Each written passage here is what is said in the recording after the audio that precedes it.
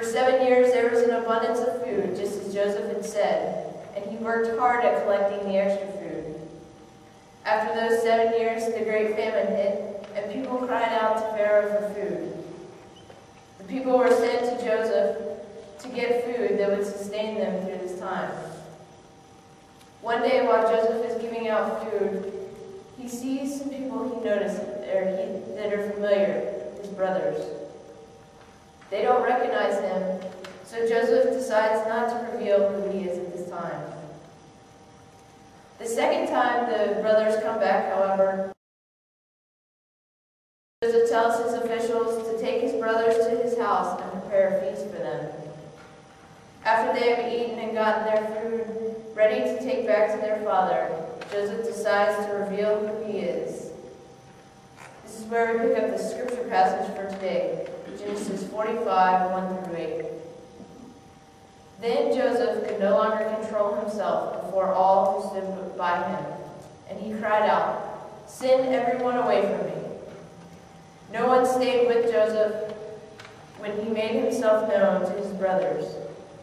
And he wept so loudly that the Egyptians heard it, and the household of Pharaoh heard it.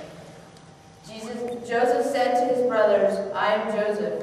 Is my father living?" But his brothers were not able to answer him because they were terrified at his presence. Then Joseph said to his brothers, "Come close to me." When they had done so, he said, "I am your brother Joseph, the one you sold into Egypt. And now do not be distressed, and do not be angry with yourselves for selling me here, because it was to save lives that God sent me ahead of you.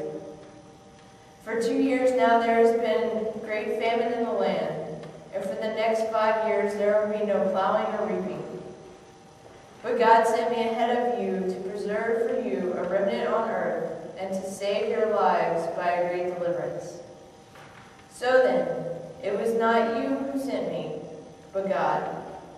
He made me father to Pharaoh, lord of his entire household, and ruler of all Egypt." Joseph could have been mad with his brothers for shattering his dreams, his powers to pay them back for everything they had done. Instead, Joseph shows them love and compassion, telling them that God was able to use what they had done to bring about the salvation of a nation who was starving for food.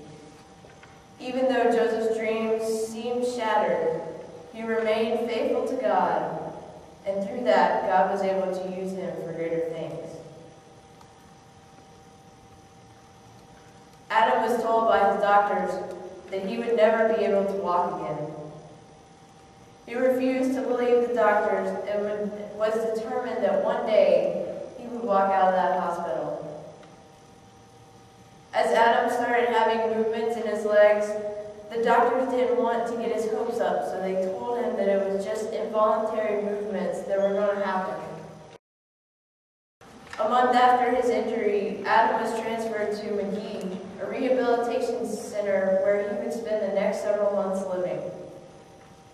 The day he left the hospital for the rehabilitation center, the doctors wrote that Adam had shown spectacular improvement and the chances for walking were greatly possible. Going to McGee was where the real work began for Adam.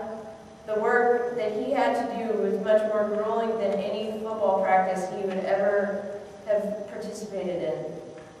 Yet he gave it his all because he was determined that he was going to walk again. It wasn't always easy, and there were times when Adam felt like he couldn't go on.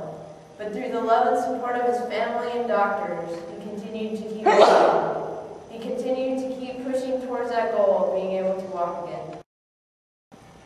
Each week it seemed as Adam was gaining function in a new part of his body.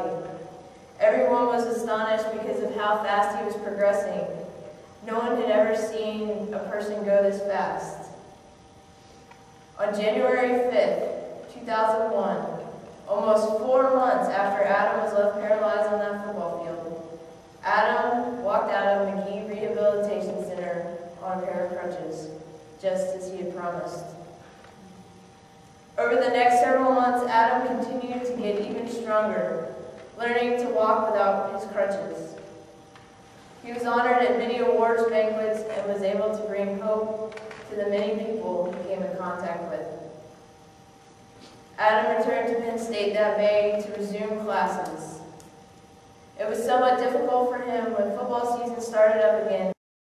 He was no longer able to play the sport that he loved and thought would be his career. But he was able to join the coaching staff and was able to work with the players. Adam led the team out of the tunnel and onto the field for the first game of the 2001 football season and was welcomed back by over 51,000 screaming fans. Adam went on to graduate from Penn State and enrolled in the Rutgers School of Law, where he is set to graduate in May of 2008. Even though his dreams for playing in the NFL were shattered on that dismal September day, Adam overcame all odds to walk again, and now serves as a motivational speaker who reminds people to live every day to the fullest.